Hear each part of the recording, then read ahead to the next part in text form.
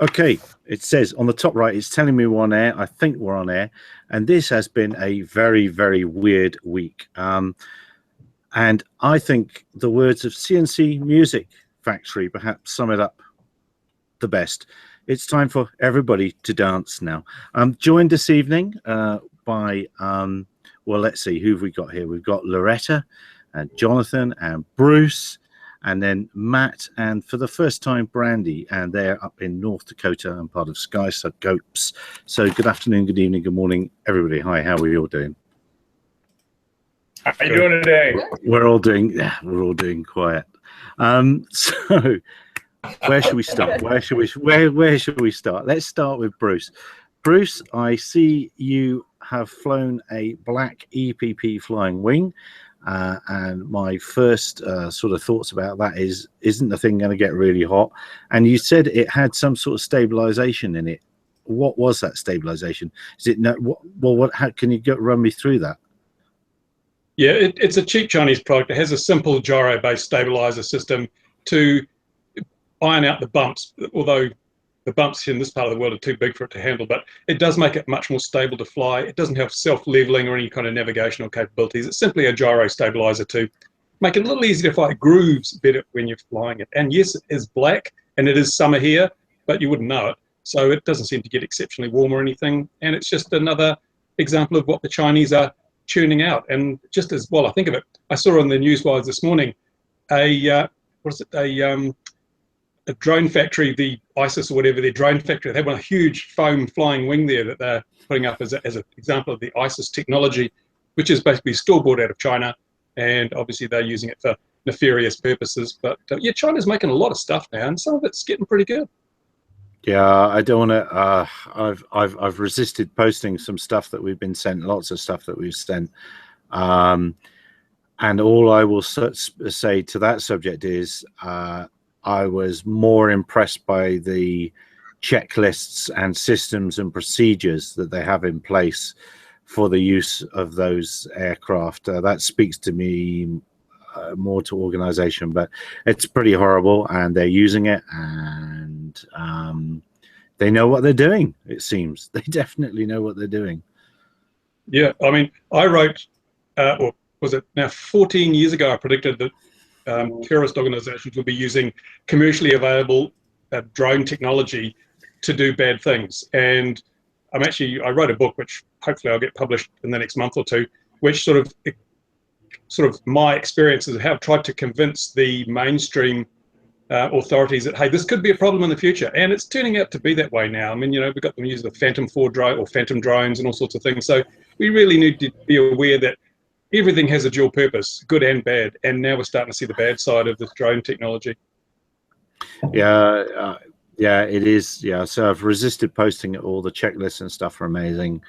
And yeah, of course, I've forgotten that it's kind of your fault. No, anyway, but yes, it has come all full circle.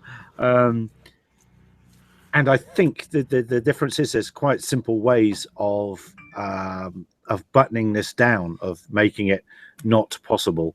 And perhaps the key manufacturers that are sending the gear will be made to do something about that. There's lots of news about key manufacturers at the moment. Oh, you stop smiling. There's lots of news about key manufacturers. There's lots of other things happening, which I don't think I'm at liberty to talk about, unless you are, Mr. Ruprecht, smiling away there. No. Yeah, no, there's people are spending a lot of money creating systems to shoot down unmanned aircraft, which they don't need to do. There are other backdoor ways of doing it. They've been discovered and opened up many ways, and not only ways of shooting down systems, but also ways of detecting what systems are actually sending home, and perhaps systems are sending things home that people aren't very aware of in their day-to-day consumer bought unmanned aircraft. Oh, that turned into an unintended rant, didn't it? Anyway, so the other one. I was just thinking, though, practically with the situation that's coming up more and more with the terrorism situation, and at what point then will the current administration start taking its eyes and looking more carefully at drones? The drone manufacturers or the drone resellers, and who do they primarily sell to, or even the application of the already existing TSA regulations regarding how they apply to Part 107 pilots providing instruction to foreign students. And so then the TSA could potentially start cracking down on that. So I'm just seeing that it's probably going to trend that way more and more so, and then the TSA will start turning on its engines, if you will, and coming after people or educating them, saying, regarding security awareness training or the alien flight student, maybe regulations, some kind of drone version of that for flight instruction. I love the way you do things in America. Alien flight student. That could mean something else, couldn't it? That's beautiful. I prefer to think of other things. It's very X-File like, right? It's alien flight student. Alien flight student. That's just beautiful. That's really cool. Gary, that now we don't see pilots seeing UFOs anymore. They only see drones. In fact, there was a drone sighted at 12,000 feet outside Mumbai airport by an airline pilot. He saw it 2 kilometers away, a small 4-propeller drone 2 kilometers away at 12,000 feet. It wasn't a UFO, it was a drone. So I'm thinking the aliens are all flying drones now. Well, that could be what it is. Either that or the Indian aviation authorities have quite extraordinary eyesight requirements. And who are we to say that wasn't the case? No, there's been several this week actually kicking about of sightings. And it's obviously a throwaway, easy thing to do. And you wonder quite why they're worrying about that sighting. What switch selection, what other thing did they do wrong in the flight that they're needing to cover up? But anyway, we've been down that one a lot. Another thing I wanted to speaking about flying over things and places, and something I wanted to point at our lawyers before I go back to the thing I forgot to ask you about, Bruce. There was a chap flying over the Tesla Gigafactory this week, the new one in Nevada. And he complained that folks were coming after him. I'm looking for the post. There we are. Here it is here. So can Nevada have a law for trespass over a building? Is that outside of the FAA? Should that really be the FAA's remit? And what's Nevada going to do about it? I mean, what's our legal opinion on that one? Well, the 250 feet sounds pretty high for a trespass. I mean, you could have a trespass law at a much lower altitude, but the problem with the Nevada law, like the Florida law, or actually the good thing about them, is that they really can't be enforced by anyone other than incredibly rich people that have access to lawyers and other kind of information to be able to prosecute someone. Under the Nevada statute, you have to give people a warning, and it says that the owner has to. So arguably the police doing that is not adequate notice. But under the Florida law, which is a little bit different, you not only have to be wealthy enough to prosecute, but you have to be wealthy enough, if you lose, to be able to pay the other side's attorneys. So that is a pretty big deterrent to all but the richest people and corporations. Now, Tesla could obviously use that statute, but I think 250 feet is so ridiculous in terms of trespass. I don't know what you think, Jonathan. I don't know where they came up with the 250 feet, and I would love to see them justify their position to actually regulate that area. I mean, look at Title 49 USC 40103, and you see what the statute says right there, that the United States government has jurisdiction of United States airspace. So then, how in the world does the state justify its position that it can somehow regulate that? So it's they're gonna have a fun time trying to enforce that, unless they just want to pick on people, because that seems to be kind of what I've noticed with these towns, cities, counties. Everybody wants to pick on the people individually by themselves, and then you make sure you're never to price your or find the person to the point where getting an attorney involved would make sense, right? So like with Skypan, $1.9 million, yeah, it's like, of course, get the attorney involved. He's cheaper to try to get rid of it. But when you do, you know, a $500 fine, a $1,000 fine, no attorney really wants to start dealing with lower stuff like that. So it's all private enforcement. There's no Nevada enforcement. It's like Florida, where the okay, so individual has to. What does that mean? What does private enforcement mean? In other words, it gives people a cause of action. It gives them something they can sue over, but the state or the local government doesn't come in and give you a ticket. So Tesla would have to hire an attorney, or not that they go in themselves, but their attorney would go in and file an action against the individual. But they would have to prove that the person had noticed that they were below 250 feet, et cetera. And then, as Jonathan said, you know, the drone pilot could argue that that's navigable airspace, and Nevada has no jurisdiction. I think the FAA's navigable airspace below treetop level is more arguable. But 250 feet is a lot higher than most treetops. That actually, I forgot to ask you, Bruce. That brings that around very nicely. You've got that very sensible thing down there in New Zealand about below treetop height is, well, we don't mind so much, and I've explained that very poorly. Perhaps if you could explain that, how you can get away with flying below treetop height and avoid trouble.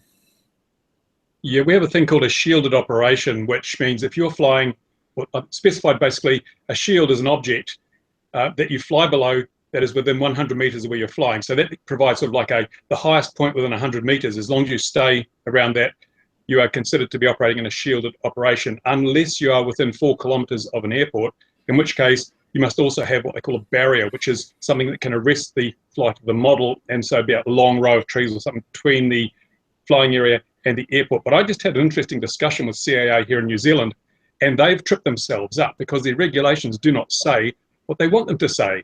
They talk about a shield and they define it, and they talk about a barrier and they define it, but there's no specified distance between the area you're flying and the barrier itself. So as long as the barrier lays between yourself and the airfield, it qualifies. But they believe the barrier should be within 100 meters. So I called them on it, and they're going back to the legal department and everything. I got a legal opinion that says, no, it's not specified, therefore it's undefined.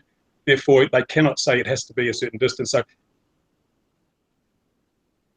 they introduced this shielded operation thing to get around the issue of commercial, non-commercial, and other aspects, because they've been too clever and tripped themselves up in so many ways. But it's a good idea. I mean, if you're flying in your own backyard and you've got trees all around, why should you need the airspace permission?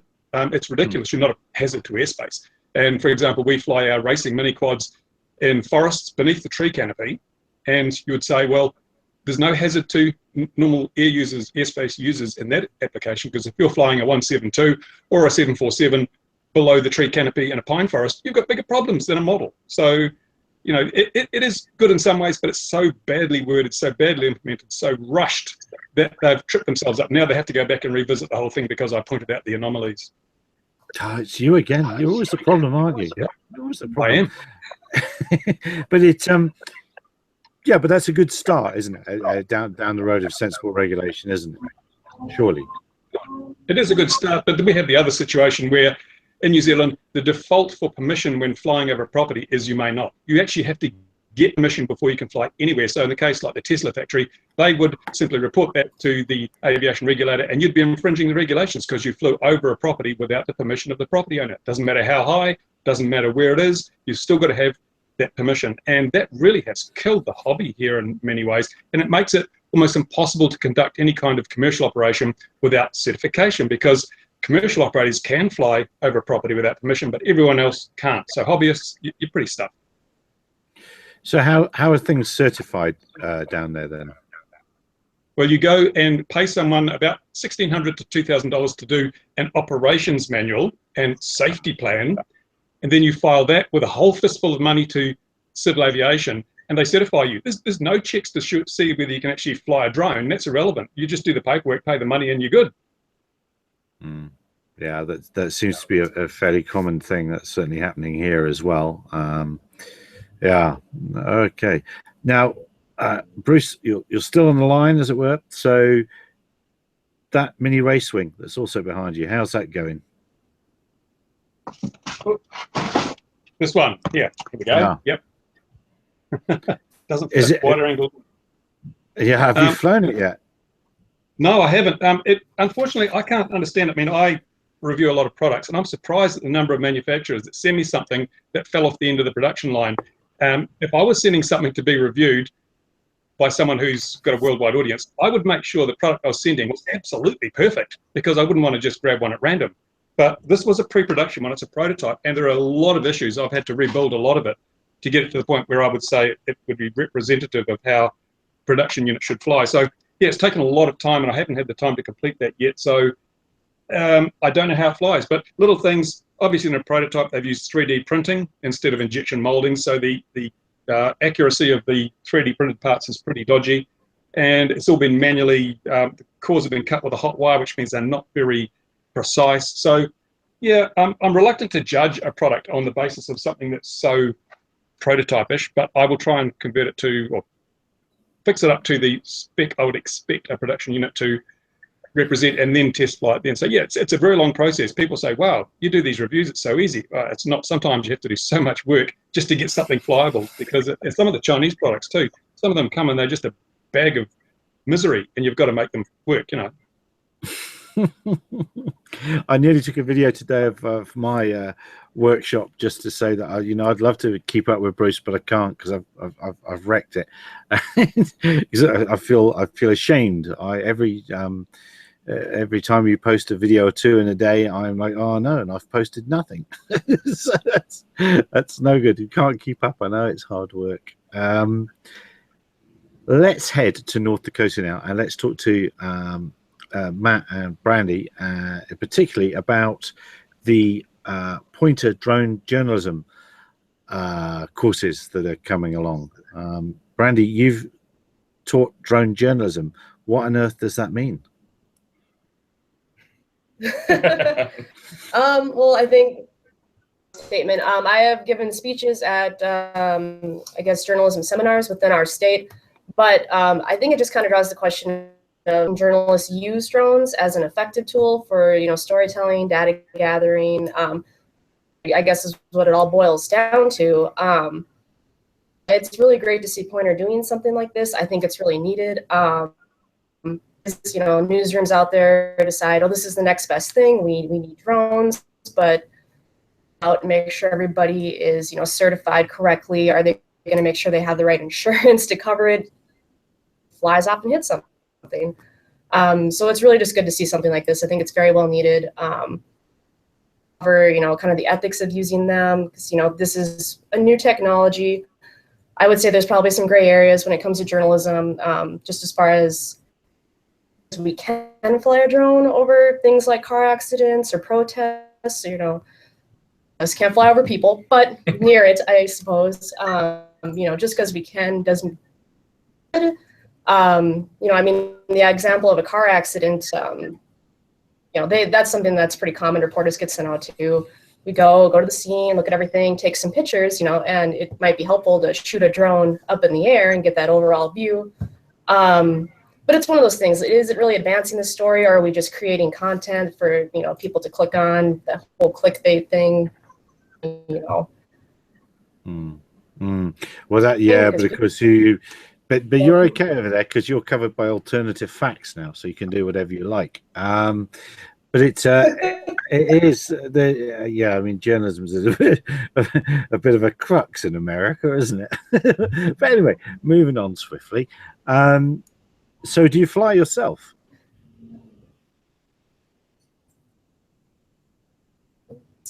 Oh, are we broken up? Do you fly yourself, Brandy? I don't. Our company here, actually, we're getting one of the guinea pigs. So if they can probably teach anybody to fly, so I'm hoping it goes well. And I'll cut in here. So short bio, her blog, when she was a journalist at the Grand Forks Herald, a very well-known one, as a serious managed to fly a drone once without crashing it. I can now say twice. Shame. And wouldn't it be nice if there was some sort of group or organization for, well, would it be nice? Would it be sexist to say? I mean, is there anything for lady pilots over there in America, or are you all grouped in with the rest of us? Is there anything you could join or be part of? Absolutely. We have the Amelia Drone Heart, which is a Facebook group, but it has really grown into a mentoring and a support, a resource for women pilots. And we have a lot of very well-known women in drones. And we would welcome you, Brandy, to join. But what's the point? What's the point of it? Because isn't it one of the things? It's not like we're not playing football or something. It doesn't matter. You know, there's no physical constraints. A lady or a man can fly an RPA just as effectively. So what's the point? Well, just as all aspects of aviation and IT and engineering are difficult for women to break into because they're the minority, that's very true in drones. Women are a very small minority, and they're not always treated very well by men in the industry. And it's helpful to have a group where people understand some of those struggles. They face them, they help each other out. Sometimes it's hard to be heard over when the men talk or the men write, and that was the impetus behind starting the group, and it's really grown into a worldwide group. We have women in Sweden, Australia, all over the world, all over the United States, and we help each other out. So it's hard when you're not a woman to understand what it's like to be in a tech field and to not be heard, and to have people post women wearing bikinis every time there's a drone, and that's very hard for the women who are trying to be taken professionally. No, okay, it's a fair point. And you mentioned Rihanna then, of course, who we she came on and spoke about her flights over the pipeline protests, and of course Brandy's just mentioned flights over protests. Then you're back in that situation again. It seems like she's going to be off and flying there again. I don't know, but Rihanna is an amazing photojournalist. You know, she took photos of an erupting volcano in Indonesia. She's very passionate about drones and journalism, and she started the Drone Heart group, and we call her Mama Drone Heart, even though she's very young. We call her. She's our heart and soul. I didn't really make that connection, and of course she started it. I remember now. Of course she did. But it's going to be where I was trying to lead. That was, it's going to be interesting in your new regime as to how protest flights go for journalists, private citizens, or whatever. How is that going to work? The FAA had to back away from that pipeline protest before, under some pressure. I wonder if they're going to have the same resolve this time, and are the same key players going to be at the FAA? Is the FAA evolving? Anyone? They won't say anything, will they, Bruce? Just these Americans won't be drawn. They won't be drawn. Yeah, and I'm not right. News. Good news about changes at the FAA. Sorry, say again, Loretta. Jonathan had news about changes at the FAA. Here's a bus. Let's throw him under it. Let's throw him under the bus. You know. Well, all we could do, we could just spend that back on the non-U.S. citizens. And so, Loretta, you want to join me in the Pledge of Allegiance right now? So, teach you to throw me under the bus. So, everyone, right now, say with me. Oh, say, can you see? Anyways, yeah, I'll do it. So the information that I obtained was that Peggy Gilligan is retiring from the FAA. So what does that mean? That someone's gonna have to replace her. She's pretty high up in the food chain in the FAA. She reports directly to her. So some of the departments underneath her are involved with drones. She's been in the industry for a very long time. So what was her role at the FAA, and how is that important to Part 107 operators over there right now? Do they care, or is it important? Is it going to affect their businesses? I don't know enough yet because I don't know who's replacing her. Well, how quickly would that person replace her? They're not hiring anybody now at the moment, are they? Not that I know of. I just found out about this yesterday. So, well, Flight Standards is exempt from it. I mean, there are exemptions, safety-related, safety-critical positions, but it's I mean, someone will be acting in that position, and it shouldn't be an emergency to replace it.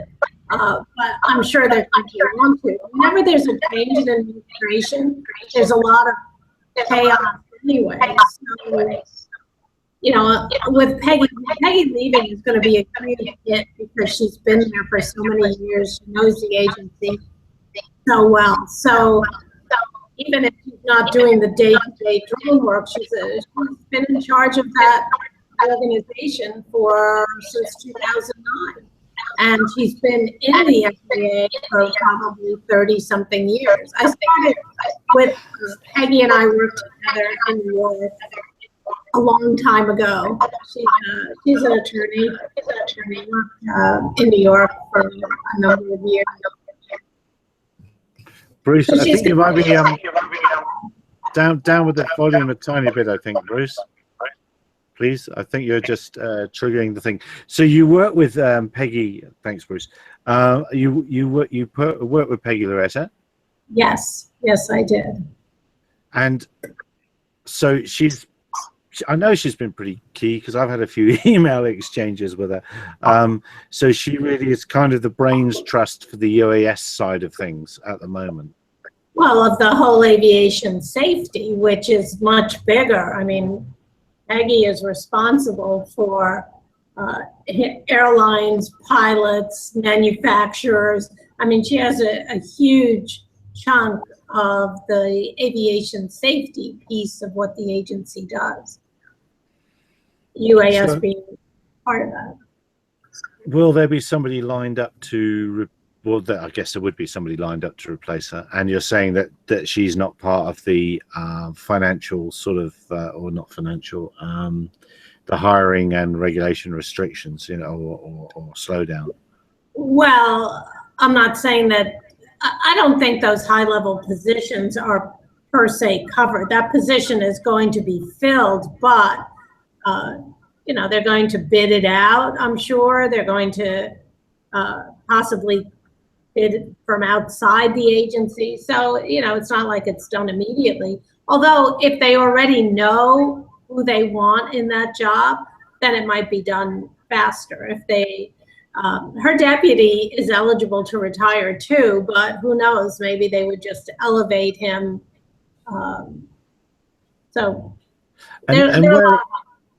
Where are we at? I see people now are beginning to worry about their airspace permissions and waivers.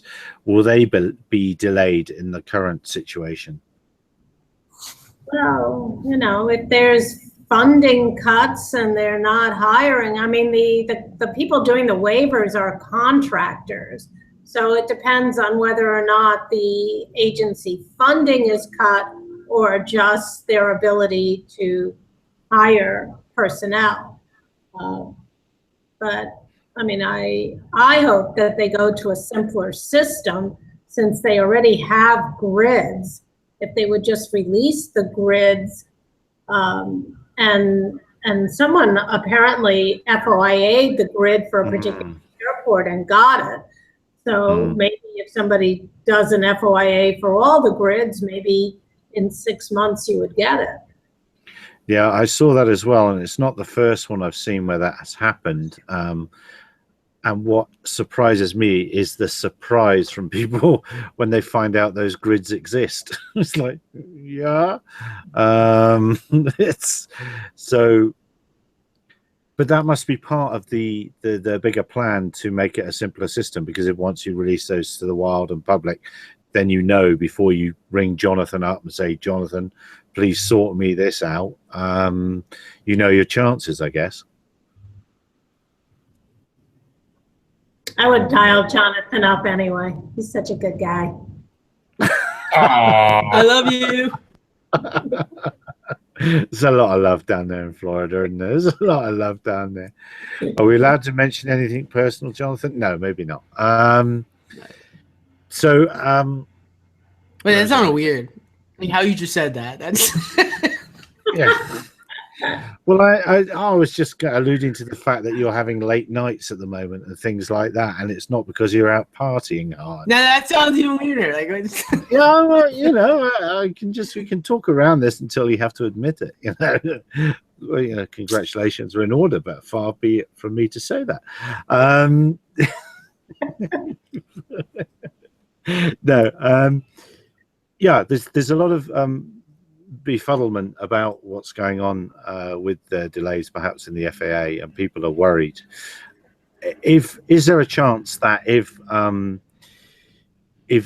they don't move quickly to open things up again, the money will be spent in other areas and then will not be available for the next lot of legislation until funds are reallocated? Am I right in thinking that? Well, it's possible depending how long things take and what the next appropriation is.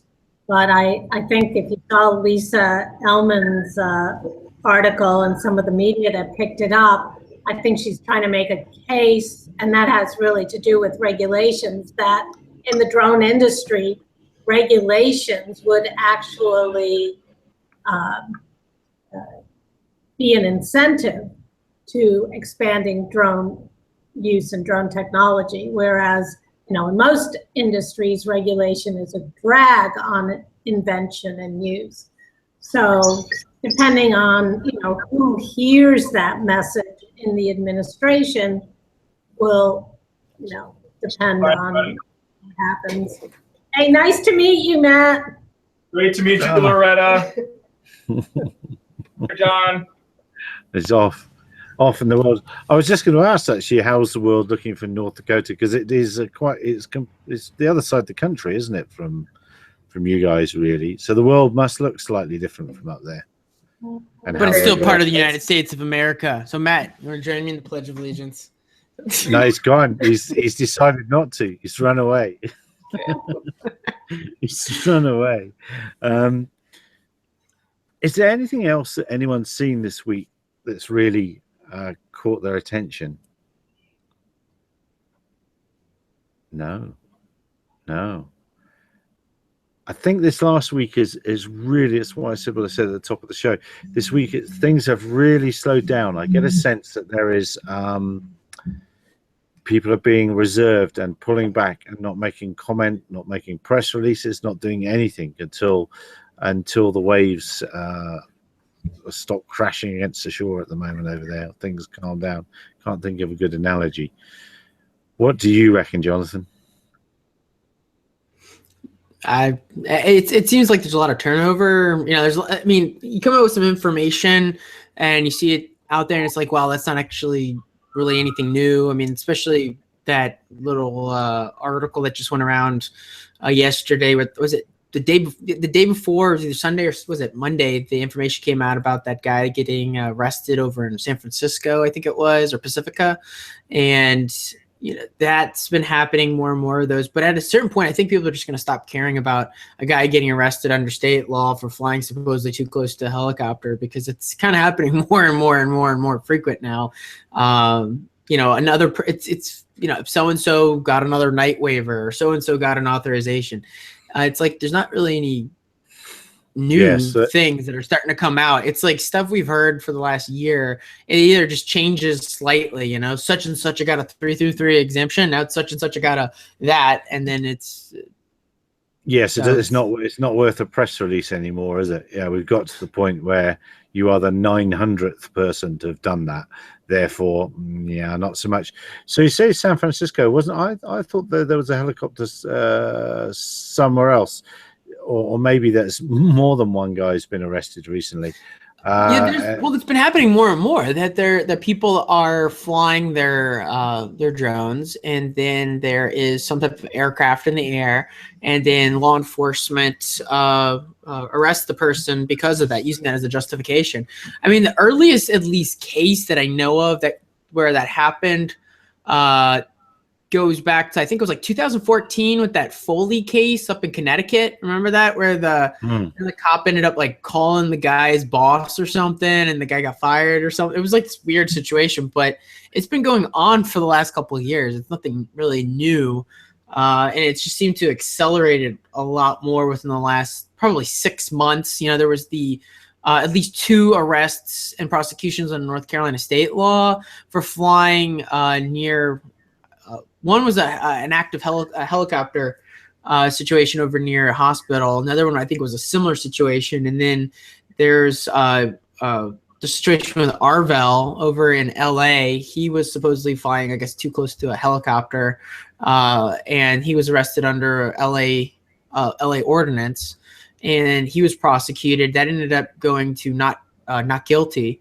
So it's just happening more and more and more. And so I kind of see it at a certain point here, then there'll be like a criminal subset to all of this.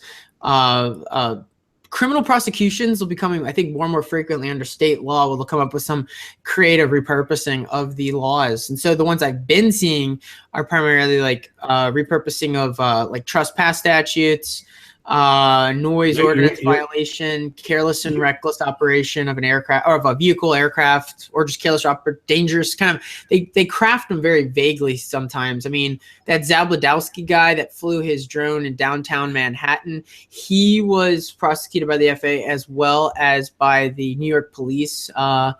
And so there was that situation. Multiple other guys. Was it the guy Rapika? I'm going to have to wind you back, because you said a lot of things I absolutely didn't understand. And you went through a not guilty was one of them. How did one of them turn to a not guilty? Oh, it went to a trial, and it was a criminal trial. And so I believe that charge was a misdemeanor of some sort, and he ended up finding an attorney out there, and then it ended up coming out to a not guilty front of a jury. That was probably like 5-6 months back or something like that happened. The 2 prosecutions in North Carolina, I haven't really paid attention to them. I only knew about the arrest. I didn't really look up any further into seeing what happened there. But there just has been a bunch of just local prosecutions happening here and there, and I don't think they bubble up too much to the surface, because I think the prosecutors are like dumping them, like, I don't know what this is, can we just no file, so that they get the arrest, but then the prosecutor decides not to press charges. And then you have also situations where the judge might try to intervene and convince the prosecutor, hey, let's get rid of it, or they just do a plea deal that's like super easy, and that's the way the prosecutor does that. So it doesn't throw off their stats that they're being too lenient on crime. You know what I'm saying? Because they have to kind of resolve the situation. So then they might just come up with a really, really easy, sweet plea deal to, maybe go and get your 107 pilot certificate or register it. And then that is the condition of the plea. And then they just drop the charges. So that's just what I've noticed. Huh? Sorry, Jonathan. So does that then become a win in the stats? So if you get someone to get a 107 and register, does that get recorded as a win? Well, it depends on primarily the- it depends on the jurisdiction for how they're doing it. I at least know when I have some experience with being in the prosecutor's office a long time ago. They once the system got going, and this is really, really important for everyone to know, is that if something happens to you, you get in trouble or something where you could get in trouble, okay, get to an attorney immediately, because it's far easier. Because I used to do criminal defense, and if you could get to an attorney and he could contact the filing attorneys quick enough, there's a potential that they might be able to get the case dismissed or dropped. Once the case gets filed and that filing attorney has only heard the one side from the police officer with the probable cause affidavit that was prepared so as to make it look like the police officer did it correctly, and the investigation, and he had enough evidence and all of that.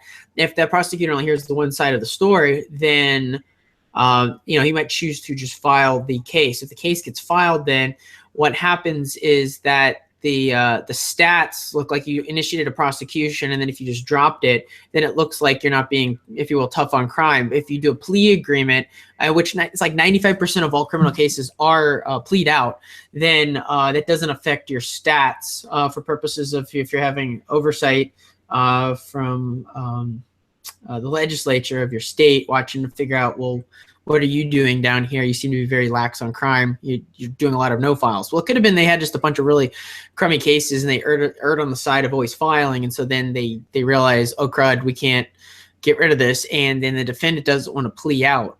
So there's situations where then the prosecutors might be looking at a situation where they want to plea it out because they realize it's a stinker of a case, and they might give you a sweet deal or something. But it boils down to, at the end of the day, you need to get somebody who knows what they're doing involved immediately so evidence can be preserved rapidly. Sometimes when I get called, it's like the people are evidence is being destroyed or already destroyed that would have been helpful for the defense of the case or whatever situation you're in. And it's only because people decided to take too long and go, I want to be cheap about it. And then they realize, like, oh, all this great goodies, this evidence is gone now. That would have you would have paid a lot more money for that if you know it was that valuable. Let's rewind to our chat over the Gigafactory. Obviously, our lawyers here can't give legal advice, but would posting what you've done on Facebook or whatever, or the forums as it was, be a really good idea? Would it be a really good idea to say, law enforcement's got in touch with me because of this video? Dear forum, what should I do? Well, the worst part is when they spill their guts as to what they actually did. So you not only have the video, but then you have the admission of what that video shows and what they did. It is so important to not post on Facebook or any social media information related to what you think may be a violation or what the police has told you they're pursuing. Unless, of course, the point is to get prosecuted, because everything you say can and will be used against you. It is really amazing. And even when you tell people, they just can't shut up, which is really what makes it so easy for the police and investigators is that people cannot shut up. When they're interrogated, when they're questioned, they can't stop talking. You don't need torture. All you have to do is be quiet. The best investigators say nothing. And people, well, I know, because I used to interview witnesses all the time. And people would deny whatever, but then they would just talk. And it's like no one's talking to them. And by the end, I would have a case, lock, stock, and barrel, and they would agree to being videotaped. So it was like, okay. So are you suggesting that both Facebook and forums are not actually places to get legal advice. I find that quite extraordinary. Correct. Friends, That's don't let friends get information, legal information, that is, off of Facebook. I'm telling you right now, the Facebook forums are not. I find that impossible to believe. The amount of knowledge I see there, I find that impossible to believe. Absolutely impossible. That can't be so. How can that be? I'm trying to figure out how in the world these Facebook groups, it seems like more and more it's split into one of two things. It's either, hey, I have a job at this location, but I can't figure out if I can fly here or not. Please, why don't you just keep enabling me to be completely ignorant on how to read a sectional chart, and so we can be the best drone operator that's super safe in the United States? Or, oh my gosh, my night waiver came back or authorization came back. Does anyone have any magical language to copy paste? It's like, so I feel like everything in those communities just basically went from let's discuss drone law to like drone law tech support or something. You know, like, hello, man, what have lawyers, questions, the Facebook lawyers disagree. So it's like, okay, sure, whatever. And some people think the law has to be logical. Well, the law doesn't have to be logical. It is what it is. But yeah, those groups have become less and less useful because there's less discussion of legal issues and more complaining, griping, and then people offering advice when they don't know the rule, and people don't go back and look at the rule. I tried to make it like a requirement that you quote the section of the rule. Don't just say you have to fly below 400 feet, which we all know isn't true. Quote the section, 107, 101, whatever it is, quote the section. So then you can have a discussion. So somebody could ask, so what does this mean? What does line of sight mean, or something like that? That could be a valid discussion. That is a good one. What does line of sight mean? Well, the FAA has issued its interpretation in the interpretation of the special rule for model aircraft, that line of sight is the what you can see with your eyes without binoculars or anything other than glasses or contact lenses. That's what line of sight is. So yeah, so somebody could say, what's the definition of line? Nobody ever asks a question, though. People that aren't attorneys, they just pontificate from no base of knowledge. Yes, I'm probably, yes, as guilty as the next man of that, really, at the end of the day. Does your regulator listen down there, Bruce? Because you obviously, you're probably the only person that rings them. No, there's actually a number of people, including the National Model Flying Body, engaged in dialogue, or monologue mostly, with CAA to discuss the regulations. One thing that I was thinking about in that discussion was, with these state authorities clamping down on people who are flying a drone near a helicopter or a rescue situation or whatever, how's that impacting this drone journalism? If you're a drone journalist, do you even dare to get your drone out when you see an accident scene? Because a helicopter could come and then a sheriff's deputy will arrest you and throw you in jail for potentially in reckless endangerment or whatever. How do the drone journalists, how are they going to cope with that? I don't think it would be super hard. It's because it's the same thing for a different law enforcement or like law enforcement, fire, anybody that has multiple units that would be operating in the same area where potentially some type of rescue helicopter or something would come in.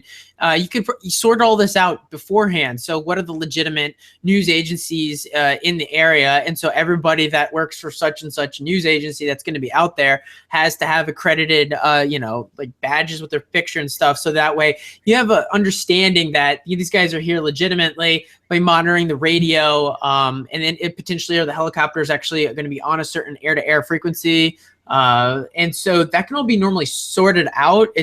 I think a lot of this is just like, it's like pre-flight planning. A lot of people don't do that, and then they get upset when the cops tell them to like land the drone because there's a helicopter flying over, and everyone gets all angry and upset about it. And it's like, well, did you bother to reach out to the law enforcement to even get this dialogue going at a local level, as opposed to like right then and there, like, I'm exercising my First Amendment right. Like, just why didn't you start trying to figure out how to exercise it before there is a situation where this police officer is trying to get the situation under control? He's trying to direct traffic, and there's a helicopter coming in, and then all of a sudden you look like a non-participant they don't know what you're doing. It's like, come on, guys, like a little bit of pre-flight planning.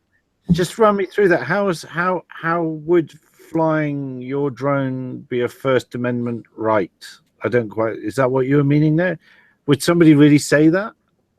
Oh, potentially. I mean, there's a whole memo on that was back in 2015, May the 8th, 2015, where Mark Burry from the Office of General Counsel sent a letter to Jim Williams, and it answered three kind of points related to journalism, whether or not the station could air the footage gained from someone else that they purchased, that maybe that guy wasn't flying lawfully, and then whether or not a individual could fly drone journalistic wise, if you will, under the model aircraft rules. Those were, I forgot what the third point is off the top of my head, but if you find that memo, then they discussed it further, where, you know, what you could and couldn't do. And ultimately, this should all be figured out, and you should be reaching out to local law enforcement, local fire rescue, so that you can coordinate with them. They already expect you or know the procedures and what you're planning on doing in the area, as opposed to you're just some guy doing the, you know, hey, I'm going to just shoot some video here with my, you know, throw it up on YouTube because it's really cool. And that's a problem, isn't it?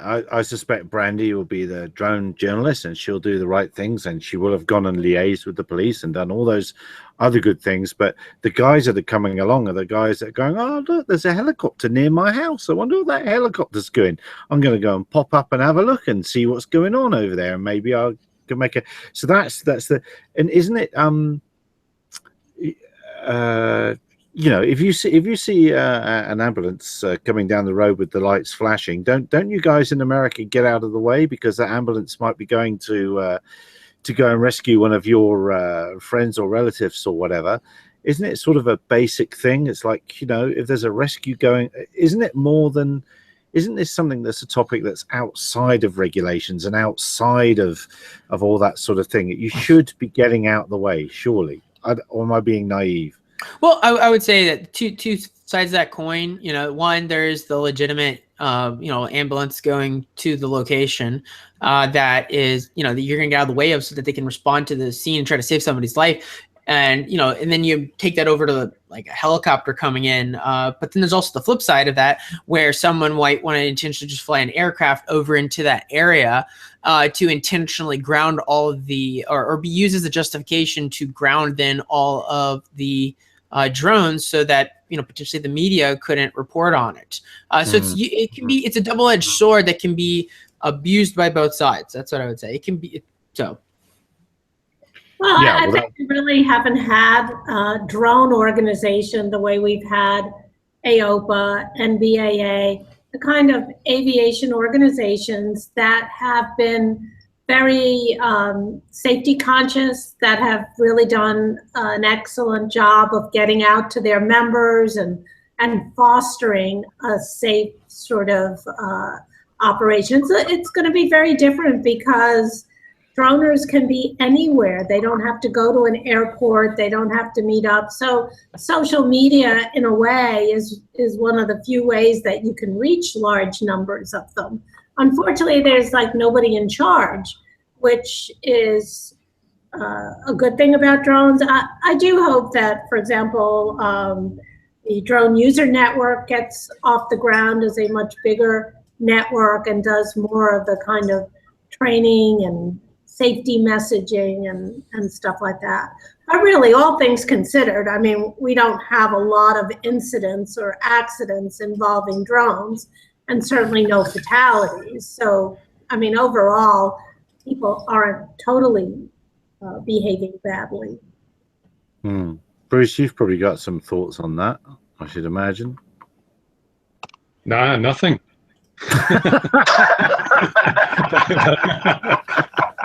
But it is true. It is true. We, as a group of individuals, we are not represented at a high enough level. All the other aviation aspects of aviation have bodies and groups and international organizations that represent them as a group, a collective group. But the drone flyers, we've really got nothing. And so we're only got ourselves to blame when regulators and other groups trample all over our rights, although we don't have rights, we only have freedoms. So we need to get ourselves organised, but it's like trying to herd cats. It's so difficult to do because every little subsection of this group of drone operators has their own idea of what's best and what's right. So, you know, I don't know if it'll ever happen. I don't know if we'll ever get a global network of drone operators who all agree to a code of practice and so forth. Most unlikely, I think. But couldn't we start with like one rule? Well, let's start now. Let's start right now. One rule is let's not get in the way of ambulances or medical stuff. Isn't Okay, that there's something even easier than that. I published a 2 drone rule thing, which was first thing, never endanger personal property. I mean, if that's your guiding rule, then that's the only rule you really need. Of course, that relies on people having common sense, which is a very scarce commodity in some areas, but that should be the basic rule, because the guideline or the reason for all these rules and regulations is to avoid damage to person or property. So if you put that as your mantra, then you're 9/10 of the way there, aren't you? Yep. All right. So that's Loretta. Sorry, after you. I have the golden rule of droning. Drone onto others as you would want others to drone onto you. That's oh dear. Yeah, cool. Hang on, we've got 2 rules now. Bruce, what was your next one? Because you had 2, so we'll have 3 rules. Well, the other one I think that is pretty important is never fly above 400 feet. It's not a regulation in the USA, but general aviation around the world is pretty much restricted to 500 feet and above, unless they're approaching or departing an airfield or flying in a designated low-flying area or subject to some other notification. So if everyone keeps their drones below 400 feet, then there should never be incidents between drones and full-size aircraft. Of course, you also have to stay away from airfields, but that's got to be a lot of the incidents we see are because drones are flying too high into the GA area, and that's where the problems arise. So if you keep everyone under 400 feet, it eliminates a huge amount of the potential risk. It's like saying pedestrians should stick to the footpaths and cars should stick to the roadways. That if you had people wandering down the freeways, obviously there'd be a huge problem. That's what we have with drones now. They're basically way up there in GA airspace, 12,000 feet above Mumbai, and so we need to sort of draw that distinction. We don't have any rights, but we should have to use that 400 feet and below airspace in preference to full-size aviation, unless they're in an emergency situation, taking off or landing, or in a designated low-flying area. Give us some rights, and maybe we'll stick and use that space because it's ours, but we've got no ownership at the moment, and I find that a little bit annoying. Unfortunately, what you said there is a little bit too sensible, and that's why it's going to not gain any traction at all. Yeah, no, I completely agree with you. It's yeah, no, it's the bottom line, isn't it? And I can see 500 feet and below becoming segregated for unmanned aircraft use, recreational and commercial unmanned aircraft use. And I'm going to put in model aircraft in there. We're just going to call them unmanned aircraft or remotely piloted aircraft. I can see that coming. I can see GA having to get out of the way, and that's very sensible. So how are we going to promulgate these new rules then? How are we going to make this the new world order? Well, as Loretta says, social media is about the only way to do it. And promulgation is a big issue too, because here in New Zealand, the regulations aren't promulgated. So many of the people who I see and advise them not to do what they're doing because it's a breach of the regulations, they didn't know about the regulations. And I think under our Aviation Act, the regulator has a responsibility to adequately promulgate their regulations. So you've got to ask, if they do not promulgate them, and something bad happens, are they not equally responsible because they've failed in their obligation to inform people of what they can and can't do? We have people getting off aircraft and flying into New Zealand here with a drone in their hand luggage, and CAA won't even give them the little safety brochure as they get off the plane. Then they go out and fly over built up areas and all sorts of places, causing all sorts of potential problems, and they jump on the plane and go home. Now, why weren't they informed when they got off the plane? It's easy for regulators to say, you must do this, you must do that, you must do the other. But if they just say themselves, nobody knows, and that's where you have problems. Effective regulation also involves education and enforcement. Those are the 2 arms that seem to be missing almost everywhere around the world. I bet our lawyers know why regulators can get away with not really informing people, because ignorance of the law is no excuse anywhere, is it, for anything, be it a car offence or unmanned aircraft offence. So how does the law get away with not telling us properly about a thing?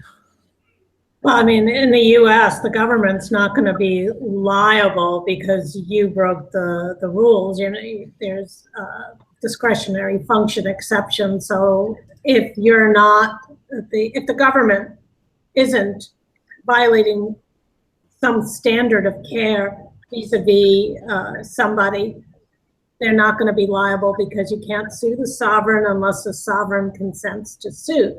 So they're just specific things that the government has agreed to be sued over. And anything that's a discretionary function is not something that they've agreed to be sued over. But it's hard to know who has a drone when they get off an airplane. But I do think that it should be easier to find out what the rules are. But if you take the case of the US, I mean, does anyone understand 101? Does anyone understand how to fly as a hobbyist? I mean, I've been an attorney for 30 odd years and worked at the FAA. I read regulations. I can't understand 101. 107 is much easier to understand, but 101 is completely indecipherable as far as I'm concerned. Yeah. Why did you say that? What make, and Jonathan obviously agrees with you. So what does that mean? I don't understand. What does that mean? Go and get a 107 and stop asking us questions. And stop being on Facebook. That's your answer. No, but 101. That's how I tell people. It's. But 101's the forced upon new model aircraft thing, isn't it? That most people don't realize that's happened to them. Most people will say, "Oh, no, we're okay. It's all carved out in 336. It's okay. Don't worry, 336 is here." And they don't, you know, 101 is. What? And okay, then is it the government's a duty to communicate 101, or is it the AMA's responsibility to communicate 101? Does the AMA know? Well, I don't think anyone knows what the rules mean, because the rules are not. Congress wrote up a rule, wrote up a law, and it wasn't properly vetted. And because it was packaged with so many other things, a lot of laws get passed because they're trying to pass an appropriation bill. And you need the appropriation bill, so there are all kinds of things thrown in, and nobody has time to read, 5 feet of rules. So now we're stuck with 336 codified as law, and we don't know what a CBO is. We don't know what the rules of the CBO are. We don't even know if you have to be a member or not be a member. And I don't think anyone who buys a drone who doesn't have a 107 certificate has the slightest idea that they have any rules. I mean, the FAA made up the stuff about flying below 400 feet, which isn't even true, for a hobbyist. The 5 miles from an airport, I don't think anyone knows, really, unless they've been on one of these Facebook groups. But if you buy your kid a drone, no matter the size, they're covered by either 101 or 107. So Who knows that? If you buy a little teeny $10 drone, you're covered by 101 or 107. Yeah, I think of course that certainly hasn't been communicated very well, has it? Because people are saying, "Oh, it's less than 250 grams, so I can fly commercially. I can do whatever I like with this. It's less than 250 grams. I don't need to register it with the FAA." And I think, I think there is quite a big disconnect with that. A lot of people are pushing to make sub 250 gram. It is 250. I'm saying that right, I hope. Commercial platform. Sorry, say again. Oh, 0.55. Yeah, that's it. Yes, I don't quite know what that is. But yeah, there's. Yeah, but then that's for registration of aircraft. No, but people are. Part 48. So what am I getting wrong here now? Okay, what we were saying is that regardless of the weight, Yeah. Even if you're less than 0.55, you're not exempted from 101 or 107, although you should be, because it's pretty preposterous to have those rules apply to such a small drone. But the rules are there's no minimum weight. So a paper airplane or Peter Sachs's motorized paper airplane was required to get a 333 exemption. Just looking for mine. I've got one here somewhere. Oh, there's mine. Here's mine here. I did the Bruce addition to mine. Mine's now a foam flying wing version. But anyway, yeah. It's all crazy, isn't it? It's definitely all crazy. And look, we've gone 6 minutes over the time, and this is the time where I have to go. Anybody got anything else that they've seen this week again? Going once. No, but I will be flying my pulse jet powered stealth drone this weekend. That should be interesting. Somebody asked me today if there's such a thing as invisible drones, and I really didn't have an answer to that. I'm going to direct them to your website now, and you can answer that. I haven't seen one. Exactly. That's right. So yes, strange things happen, don't they? Anyway, guys and girls, thanks very much. Brandy, thanks very much for joining us. Hopefully you'll come back again and tell us how your training goes, and you'll join the Amelia Drone Heart group and be a major contributor there. I'm sure you will. I followed your stuff at the Grand Forks Herald for many years. I'm very impressed and excited to hear what's going on up there. Oh, Bruce has put the hat on. I don't know. Is that some sort of signal for something? And he hasn't told us the code, has he? That's what it is. He hasn't told us the code for the hat. He's probably winning at the cricket. Jonathan, congratulations. We know what we mean. And Loretta, thank you very much indeed for joining us. I'm supposed to say subscribe and do those other good things, all those things. If there's anything you'd like us to talk about, rant about, then please email me. Any complaints, email Bruce. And hopefully we'll see you all again 2100 GMT next week. Thanks, guys. Cheers. Bye. Bye.